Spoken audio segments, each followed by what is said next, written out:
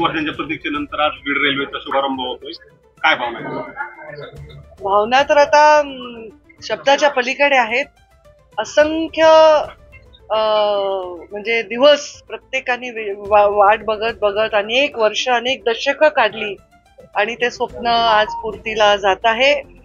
खरं तर आम्हाला खूप जंगी कार्यक्रम करायचा होता, मोठा असा भव्य कार्यक्रम करायचा होता, पण हा कार्यक्रम थोडा मला तरी वाटतं की समाधान असं पाऊस पडतोय, असं संख्या जे मराठवाडा मुक्ती संग्राम दिन आहे, तर ग्रामसभा आहेत गावोगावी, असा मला भयंकर मोठा कार्यक्रम करायचा होता आणि आभार मानायचे होते प्रधानमंत्री मोदीजींचे आणि देवेंद्रजी फडणवीस यांचे, ज्यांनी स्पेशल पर्पज व्हेकल करण्याला परवानगी देऊन ह्या कधी न पूर्ण होईल अशा स्वप्नाला साक्षात उतरवण्यासाठी मदत केलेली आहे.